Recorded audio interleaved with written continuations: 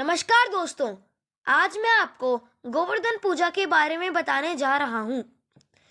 गोवर्धन पूजा को अन्नकूट पूजा भी कहा जाता है, क्योंकि इस दिन भगवान श्री कृष्ण को 56 भोग लगाए जाते हैं। गोवर्धन पूजा का हिंदू धर्म में खास महत्व है, जिसे लोग श्रद्धा से मनाते हैं। इस त्योहार को दिवाली के एक दिन बाद कार्तिक मास के शुक्ल पक्ष की प्रतिपदा को मनाया जाता है। आइए जानते हैं गोवर्धन पूजा क्यों मनाई जाती है। पौराणिक कथाओं के अनुसार एक दिन भगवान श्री कृष्ण ने देखा कि सभी ब्रजवासी अपने घरों में पकवान बना रहे हैं और पूजा की तैयारी कर रहे हैं। श्री कृष्ण ने मैया यशोदा से पूछा, मैया, ये आप लोग किसकी पूजा की तैयारी कर रहे हैं? यशोदा मैया बोली, हम देवराज इंद्र की पूजा के लिए अन्नकूट की तैयारी कर रहे हैं।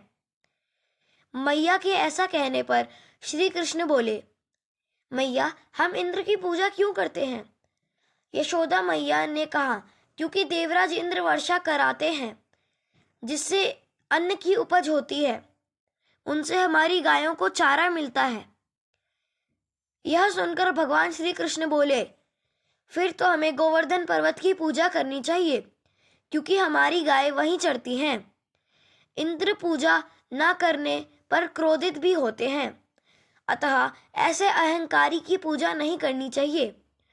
श्री कृष्ण भगवान ने देवराज इंद्र के अहंकार का नाश करने के लिए ब्रजवासियों को गोवर्धन पर्वत की पूजा करने के लिए प्रेरित किया। अतः इस बार सभी ब्रजवासियों ने इंद्र के स्थान पर गोवर्धन पर्वत की पूजा की। देवराज इंद्र ने इसे अपना अपमान समझा और मूसलाधार वर्षा आरंभ कर दी। प्रलय के समान वर्षा देखकर सभी ब्रजवासी घबराने लगे। तब श्री कृष्ण ने मुरली कमर में डाली और अपनी छोटी उंगली पर पूरा गोवर्धन पर्वत उठा लिया और सभी ब्रजवासियों, गाय, बछड़े व अन्य पशुओं को गोवर्धन पर्वत के नीचे शरण लेने के लिए बुलाया। इंद्र श्री कृष्ण की यह लीला देखकर और भी क्रोधित हो गए। वर्षा उन्होंने और तेज कर दी। तब श्री कृष्ण ने सुदर्शन चक्र से कहा कि आप पर्वत के ऊपर रहकर वर्षा की गति को नियंत्रित रखें, और शेषनाग से कहा, आप मेढ़ बनकर पानी को पर्वत की ओर ना आने दें। इंद्र निरंतर 7 दिन तक मूसलाधार बारिश कराते रहे। तब उन्हें लगा कि उनका सामना करने वाला कोई साधारण लड़का नहीं है। अतः वे ब्रह्मा जी के पास पहुंचे और उन्हें सारी वृतांत बताया कि किस तरह से एक साधारण बालक मूसलाधार वर्षा होने पर भी गोवर्धन पर्वत को अपनी छोटी उंगली पर उठाकर ब्रजवासियों की रक्षा कर रहा है। ब्रह्मा जी ने इंद्र से कहा कि वह साधारण बालक भगवान श्री कृष्ण है, जिसके बारे में आप बात कर रहे हैं। वह भगवान श्री विष्णु के अवतार हैं। इंद्र यह सुनकर अत्यंत लज्जित हुए और श्री कृष्ण के सामने जाकर कहने लगे कि प्रभु, मैं आपको पहचान ना सका, इसलिए अहंकारवश भूल कर बैठा।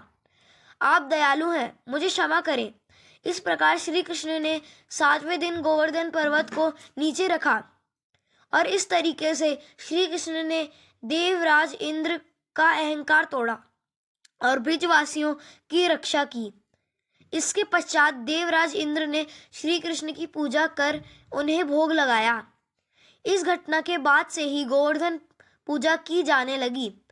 ब्रजवासी इस दिन गाय के गोबर से पर्वत बनाते हैं। इस दिन लोग गोवर्धन पर्वत, गाय और श्री कृष्ण भगवान की पूजा करते हैं। गाय को इस दिन स्नान कराकर सजाया जाता है।